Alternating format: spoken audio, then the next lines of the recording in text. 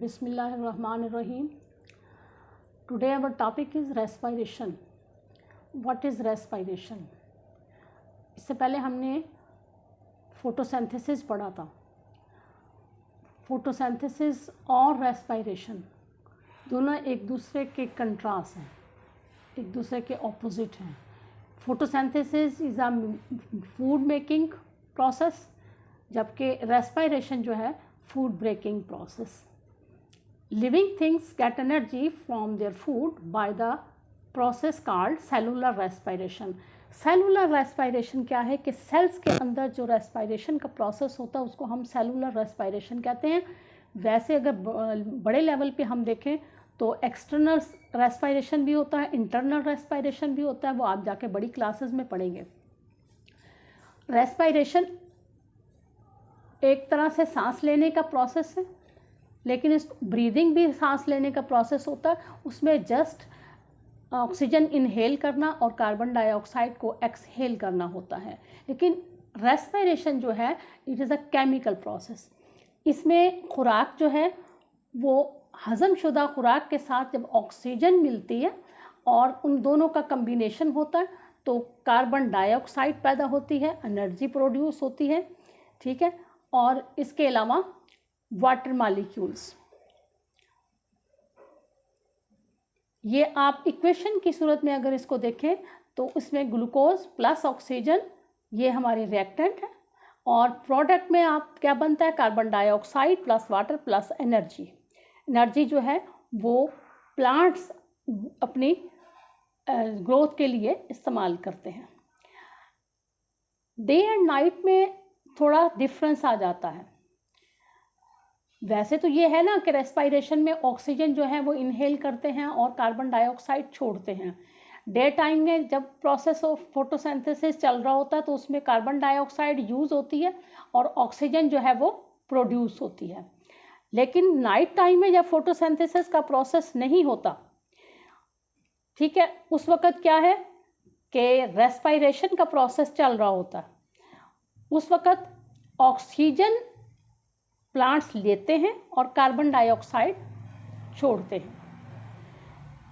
Day time में photosynthesis और respiration दोनों चलते हैं, लेकिन नाइट में फोटोसिंथेसिस स्टॉप हो जाता है और रेस्पिरेशन कंटिन्यू रहता है. इसमें ऑक्सीजन जो है वो प्लांट्स लेते हैं और कार्बन डाइऑक्साइड छोड़ते हैं. इसीलिए कहा जाता है कि प्लांट्स के नीचे रात को सोना मुज़िर सेहत है, क्योंकि वो उस वक़्त कार्बन डाइऑक्साइड एक्सहेल करते हैं. ये हमारा आज का टॉपिक था. इसके बाद ये हमारा यूनिट कंप्लीट हो गया. इसके साथ ही इसको आप डायग्राम के ज़रिए से कीजिएगा. डायग्राम में बड़ा वाज़े तौर पे बताया है डे एंड नाइट के अंदर फोटोसिंथेसिस और रेस्पिरेशन के डिफरेंसेस. ठीक है. ऊपर आपको सेलुलर रेस्पिरेशन के बारे में बताया. इस टॉपिक को आप कंप्लीट करें और ये यूनिट हमारा कंप्लीट हो गया.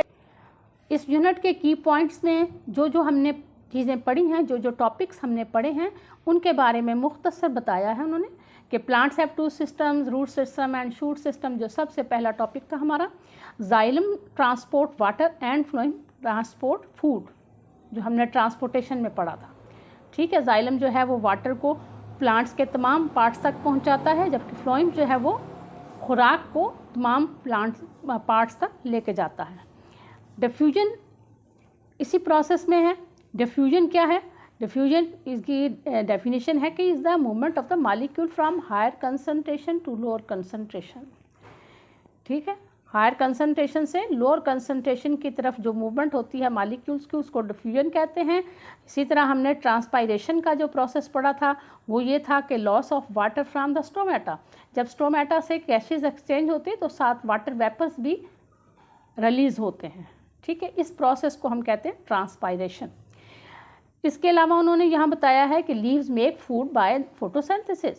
मैंने भी बताया फूड मेकिंग प्रोसेस जो है प्लांट्स के लीव्स में होता है और इसीलिए लीव्स को फूड फैक्ट्री भी कहा जाता है. Photosynthesis can not take place if any of the light, carbon dioxide, chlorophyll, water और suitable temperature is not available. इनमें से अगर एक भी चीज़ कम हो तो फोटोसिंथेसिस का प्रोसेस जो है वो स्टॉप हो जाता है, वो कंप्लीट नहीं होता। यानी light, carbon dioxide, chlorophyll, water and suitable temperature are must for the photosynthesis. ये हमारे आज के ये की पॉइंट्स थे इस यूनिट के। ये यूनिट हमारा कंप्लीट हो गया।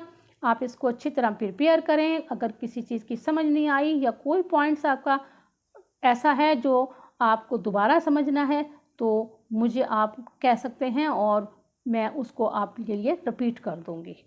थैंक यू, जज़ाकल्लाह।